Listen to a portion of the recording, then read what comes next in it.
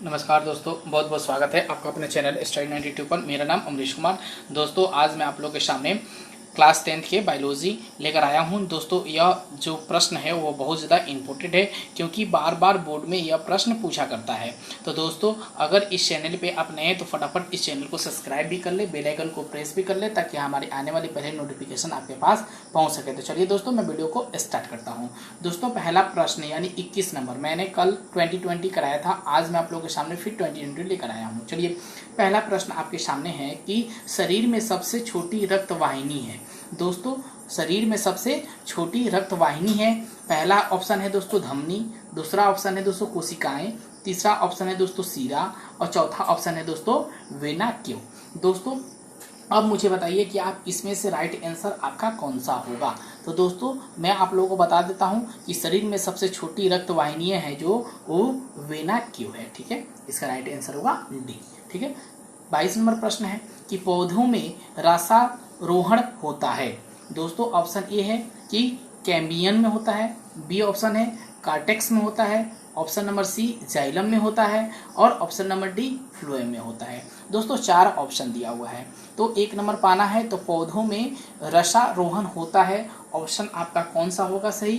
तो इसका ऑप्शन होगा दोस्तों डी, फ्लोएम में होता है। ठीक है, उसके बाद 23 नंबर प्रश्न है कि सैविक का स्राव किया जाता है। दोस्तों, सैविक का स्राव किया जाता है, पहला है लाल ग्रंथियों द्वारा, ठीक है, दूसरा है छोटी आंत के द्वारा, तीसरा ऑप्शन है दोस्तों अग्नाशय के द्वारा और चौथा ऑप्शन है यकृत के द्वारा। तो दोस्तों, 23 का आंसर क्या होगा आपका? तो बताइए कि सैविक का स्राव कहाँ होता है? तो दोस्तों, आंसर इसका होगा छोटी आंत के द्वारा। ठीक है, फिर 24 नंबर प्रश्न आपके सामने है कि कार्बन के सर्वांगीणीकरण के लिए ऊर्जा स्रोत है। ठीक है, तो इसका ऊर्जा स्रोत कौन सा है? तो ये जान लेते हैं। पहला ऑप्शन दिया है कार्बन डाइऑक्साइड, दूसरा ऑप्शन दिया है क्लोरोफिल, तीसरा ऑप्शन दिया है सूर्य के प्रकाश और चौथा ऑप्शन दिया है दोस्तों जल। तो इसका राइट आंसर क्या होगा, आप मुझे बताइए।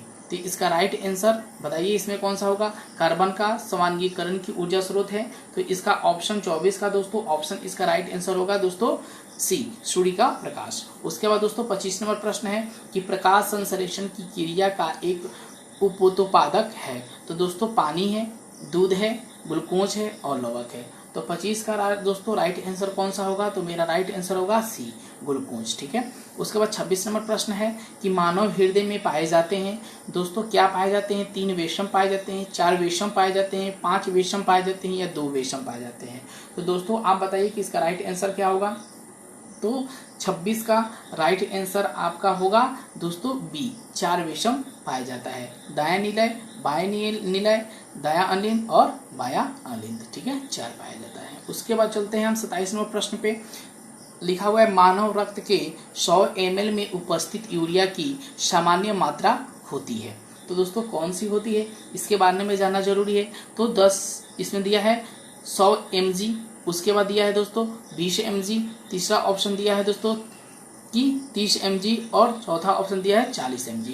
तो इसका राइट आंसर क्या होगा? तो हम आप लोगों को बता देते कि मानव रक्त में 100 ml की उपस्थिति में यूरिया का समान मात्रा होता है 20 mg। ठीक है, ऑप्शन नंबर बी। ठीक है, उसके बाद 28 नंबर प्रश्न है कि मानव मस्तिष्क के विभिन्न सूचनाएं किस रूप में संचित होता है। ठीक है, ऑप्शन ए है चेतना, ऑप्शन बी है आवेग, ऑप्शन नंबर सी उद्दीपन, ऑप्शन नंबर डी संवेदना। इसका राइट आंसर क्या होगा?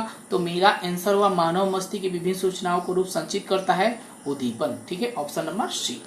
उसके बाद 29 नंबर प्रश्न है वृक्क के संरचनात्मक एवं किरणात्मक इकाई को क्या कहते हैं। ठीक है, ग्लोमुरुलस कहते हैं, बोमेन संपुट कहते हैं, मूत्रवाहिनी कहते हैं या नेफ्रॉन कहते हैं। तो इसका राइट आंसर होगा हमें नेफ्रॉन। ठीक है, क्योंकि वृक्क की संरचना क्रियात्मक इकाई को क्या कहते हैं? नेफ्रॉन कहते हैं। ठीक है, उसके बाद दोस्तों 30 नंबर प्रश्न है कि इंसुलिन नामक हार्मोन की कमी से कौन सा रोग उत्पन्न होता है। ठीक है, यह बार बार बोर्ड में रिपीट हो चुका है प्रश्न, तो आप इसे जरूर याद कर लीजिएगा। देखिए, ऑप्शन दिया है उच्च रक्तचाप, बी नंबर दिया है मधुमेह, सी नंबर दिया घेघा और डी नंबर दिया है बिना पान। देखिए दोस्तों कि 2013 में प्रश्न आया हुआ है, 15 में आया हुआ है और 16 में आया हुआ है। तो यह जो प्रश्न है वो आपके लिए क्या है? बिल्कुल इम्पोर्टेंट है। ठीक है, तो बताइए कि इंसुलिन नामक हार्मोन की कमी से कौन सा रोग होता है। तो आप ऑप्शन में इसका दिया हुआ है, तो इंसुलिन नामक हार्मोन की कमी से कौन हो सकता है, तो मधुमेह। यानी कि मधुमेह को हम लोग इंग्लिश में बोलते हैं, मधुमेह को इंग्लिश में हम बोलते हैं क्या, चीनी रोग ना, इसको हम बोलते हैं चीनी रोग, ठीक है, जिससे हम बोलते हैं शुगर, ठीक है, उसे हम बोलते हैं मधुमेह, ठीक है। उसके बाद 31 नंबर प्रश्न है कि वाष्पोत्सर्जन कैसी प्रतिक्रिया है। दोस्तों वाष्पोत्सर्जन कैसी प्रतिक्रिया है, शारीरिक है, भौतिक है, या रासायनिक है, या प्राकृतिक है। तो दोस्तों इसका राइट आंसर हमें क्या हो सकता है कि यह एक क्या है, वाष्पोत्सर्जन भौतिक है, ऑप्शन नंबर बी। फिर 32 नंबर प्रश्न दिया हुआ है कि पादप में फ्लोएम संवहन होता है, तो भोजन से होता है, या अमोनिया अम्ल से होता है, या जल से होता है, या CO2 से होता है, ठीक है। तो इसका ऑप्शन हमें दिया हुआ है, इसका राइट आंसर हमें बताना है। तो बताइए इसका राइट आंसर क्या हो सकता है 32 का, तो 32 का राइट आंसर हो सकता है दोस्तों भोजन, यानी ऑप्शन नंबर ए, ठीक है। उसके बाद 33 नंबर प्रश्न दिया है कि लार में निम्नलिखित में कौन सा एंजाइम पाए जाते हैं, ठीक है।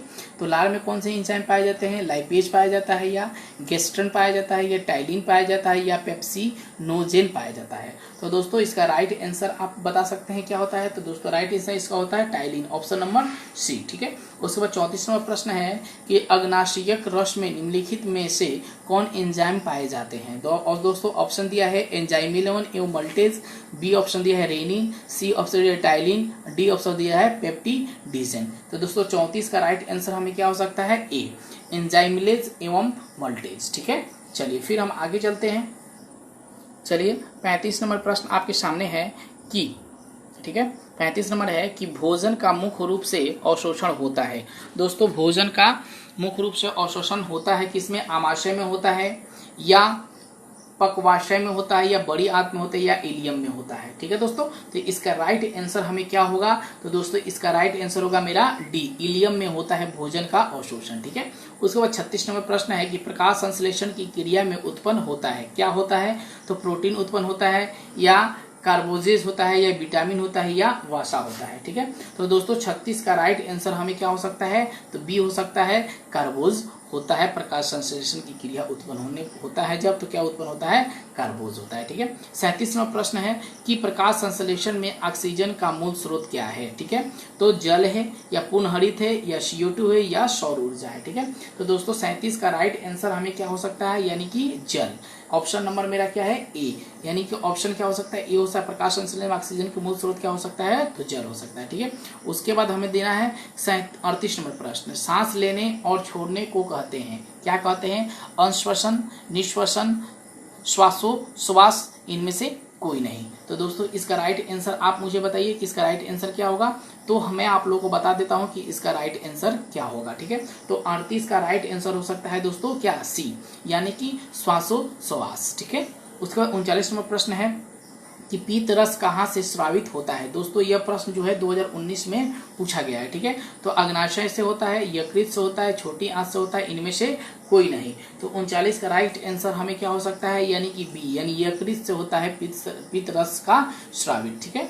उसके बाद 40 नंबर प्रश्न है कि श्वसन की क्रिया द्वारा निम्न में से किसका निर्माण होता है, रक्त का होता है, ऊर्जा का होता है, एंजाइम का होता है, या प्रकाश का होता है, ठीक है। तो 40 नंबर का राइट आंसर हो सकता है मेरा बी, यानी कि ऊर्जा होता है। श्वास की क्रिया द्वारा क्या किस चीज का निर्माण होता है, तो हमें ऊर्जा का निर्माण होता है, ठीक है। उसके बाद दोस्तों 41 नंबर प्रश्न आपके सामने है कि एक स्वस्थ मनुष्य में प्रकुचन एवं अनुशिथिलीन दाब होता है। यह 2019 में प्रश्न पूछा है, 120/80, 80/120, 80/100, 72/80। एक मनुष्य के प्रकुचलन यानी कि उसका बीपी जो होता है, हमारे शरीर का टेम्परेचर जो होता है वो कितना में होता है, यानी बीपी जब हम नापते हैं ना, बीपी आप सुने होंगे नाम, ठीक है। तो बीपी कितना होना चाहिए एक मनुष्य के शरीर में, यानी स्वस्थ मनुष्य हो, कोई बीमारी ना हो, बिल्कुल फिट हो, तो उसके लिए कितना बीपी होना चाहिए। तो आप लोग को बता देते हैं कि इसका राइट आंसर होगा मेरा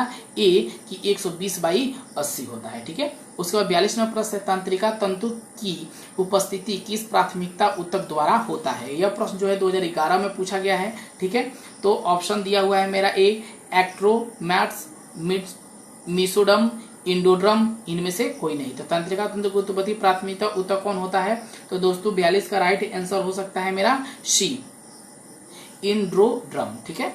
उसके बाद दोस्तों 43 नंबर प्रश्न है, ठीक है, कि मनुष्य में वृक्क एवं एक तंत्र का भाग है जो संबंधित है। यह 2012 में प्रश्न पूछा गया है, ठीक है, क्योंकि यह इंपोर्टेड है। जो भी प्रश्न है जो बार बार रिपीट हो चुका है वही मैं आप लोगों को प्रश्न करा रहा हूँ, ठीक है। 2012 में पूछा गया है कि मनुष्य के वृक्क में एक तंत्र का भाग होता है जो संबंधित है पोषण से, श्वसन से, उत्सर्जन से या परिवहन से, ठीक है। तो 43 का राइट आंसर होगा दोस्तों सी, उत्सर्जन से, ठीक है। उसका 44 नंबर प्रश्न है कि पादप में जाइलम उत्तरदायी होता है। तो जल का वहन, भोजन का वहन, अमीबा अम्ल का वहन, ऑक्सीजन का वहन। 2018 में यह प्रश्न पूछा गया है, ठीक है। तो 44 का राइट आंसर हो सकता है दोस्तों ए, जल का वहन, ठीक है। 45 नंबर प्रश्न आपके सामने है कि 100 पोषी पोषण के लिए आवश्यक है कार्बन डाइऑक्साइड तथा जल, क्लोरोफिल, सूर्य के प्रकाश, उपयुक्त सभी। तो दोस्तों यह 2015 में पूछा गया है, फिर 2016 में पूछा गया है। तो इसका दोस्तों 45 का राइट आंसर हो सकता है डी, इसमें सभी की आवश्यकता होती है, कार्बन डाइऑक्साइड तथा जल की भी आवश्यकता होती है, क्लोरोफिल की आवश्यकता है, सूर्य के प्रकाश की भी